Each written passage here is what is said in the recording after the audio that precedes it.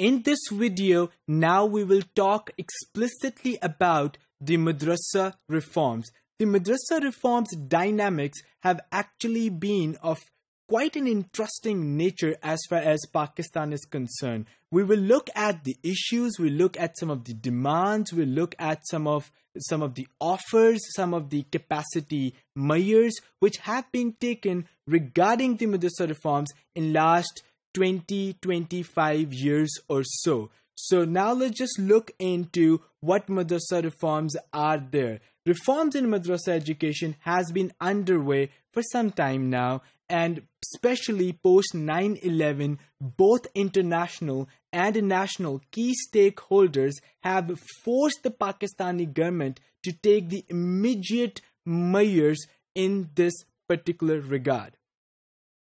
Since the government has been trying to introduce some reforms in the madaris, but these have failed due to differences between the government and the madaris.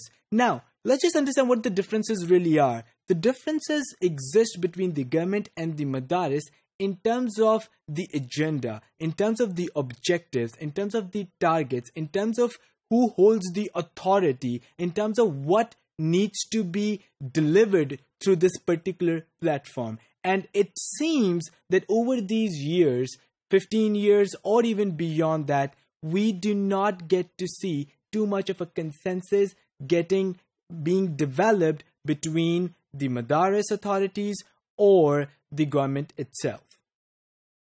Many aspects of the madaris reforms pertains to the registration of madaris, curriculum reforms, inclusion of modern subjects, and the presence of foreign students. All of these are being discussed in a way to bring madaris education at par with the mainstream education systems existing in Pakistan. Now let's just first have a look at the first issue, which is registered and ghost madaris. The issue of madrasa registration is a very important one in the current debate. Historically, madaris registered under the Societies Registration Act 1860 as charitable organizations, but requirements for registration were removed in 1990. The issue of registration once again surfaced during Musharraf's time in office. That probably accounts for the early part of 2000. After a long discussion among stakeholders, the government promulgated the Societies Registration Ordinance 2005 for the registration of madaris. This ordinance was the amended form of the Societies Registration Act, Act 1860, which previously existed. The 2005 ordinance stipulated the following clauses. Let's look at them one by one. The first one would include every madrasa will give an annual report of its activities to the registrar. Now, any activities related to curricula, related to pedagogy, related to any movement whatsoever needed to be reported to the registrar. The second one would be each madrasa will also present a report of the annual budget as well as receipts of their revenue and expenditure. Now, this one is very important. If you remember, we have been talking so far a lot about lots of different involvements of international players, this and that, and funding being a big issue as far as the madrasas are concerned. So in that particular context, we need to understand that if the right kind of auditing would be done in the madrasas, and each of the madaris will actually keep the record of where the funding came from and how much of it was spent in what different expenses, it would be an excellent information which the government would be able to get.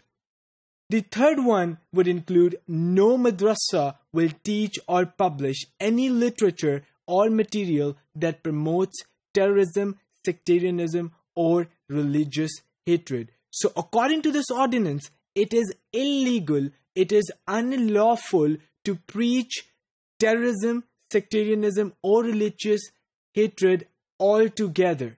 that needs to be taken into account. Number 4, all the madaris will be registered and no madrasa can be established and run without registration.